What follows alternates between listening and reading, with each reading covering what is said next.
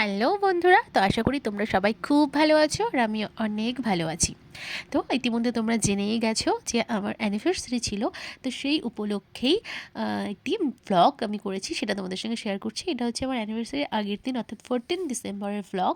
যেদিন আমাদের বাড়িতে আমি আর মা মিলে আগের দিন রাতেই সব কিছু কাটাকুটি করে রেখে দিয়েছিলাম, মশলা টশলা বেটে রেখে দিয়েছিলাম, এই যে এখানে পেঁয়াজ লঙ্কা এগুলো।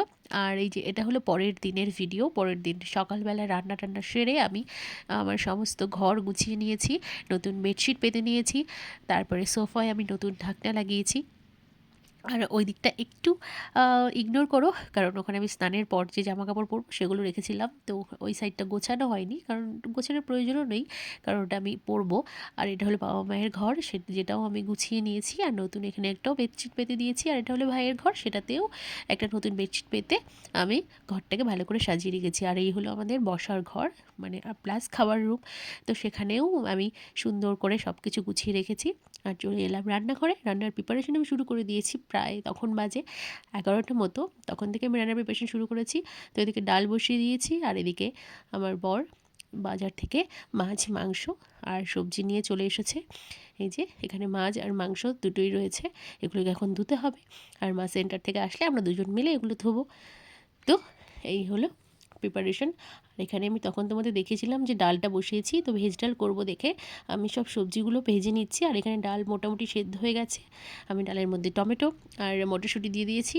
আর এদিকে আমার ভেজ ডালও প্রায় হয়ে গেছে, তো ওই ভিডিওটা করতে পারিনি। আর এখানে বাবা মাছগুলো ভেজে দিচ্ছে।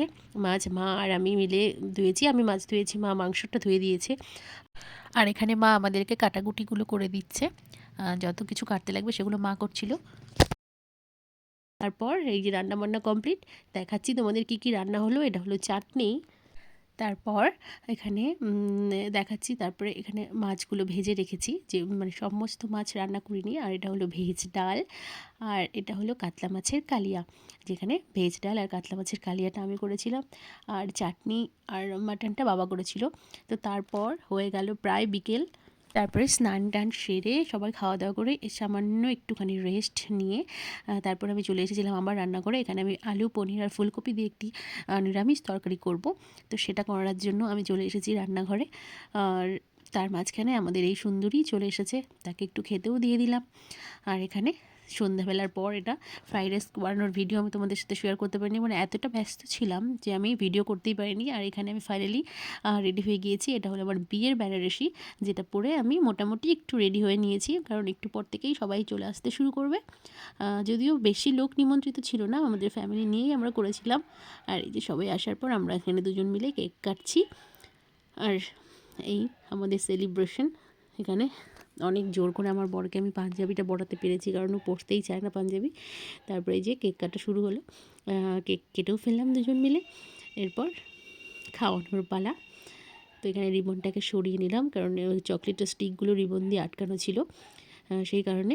আর এখানে আমাদের দুটো পুচকি এসেছিলো, একজনকে তো তোমরা ভিডিওতে অনেকবার দেখেছো, যে হচ্ছে আমার দাদার মেয়ে, আর একজন হচ্ছে আমার ভাসুরের মেয়ে, যে আরেকজন যে পুচকি যাকে মা কোল থেকে নামালো।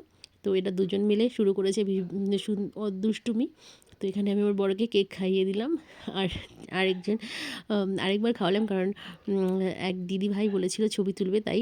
আর এখানে আমার বড় আমাকে কেক খাওয়ালো, দেখো ভালো করে খাওয়াতে তো পারলোই না, তার মধ্যে আমার মুখে ক্রিম দিয়ে ভরিয়ে দিল। তো এখানে তো এইভাবেই আমরা আমাদের পরিবারের সাথে আমাদের ছোট্ট করে অ্যানিভার্সারিটা সেলিব্রেট করলাম। এটা ছিল আমাদের সেকেন্ড অ্যানিভার্সারি, কারণ ফার্স্টে আমরা ভালো করে সেলিব্রেট করতে পারিনি একটু সমস্যার জন্য। তো সেকেন্ড টাইম তাই আমরা সেলিব্রেট করলাম আমাদের অ্যানিভার্সারি। তো এখানে কেক টেক কাটার পর সবাইকে দেওয়া হবে, তাই জন্য সেখানে পিস করা হচ্ছিল। তো এখানে এরপর মাসিমণি হেল্প করে দিল, মাসিমণি কেটে সবাইকে ডিস্ট্রিবিউট করলো।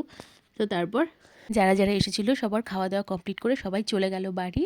এবার শেষে বসেছি আমরা বাড়ির কয়েকজন, আমি মা, তারপরে এই যে বড় পিসি, আর এই যেখানে পিসা, তারপর সবাই মিলে আমরা খাওয়া দাওয়া করে নিলাম। তখন প্রায় বাজে রাত 12টা।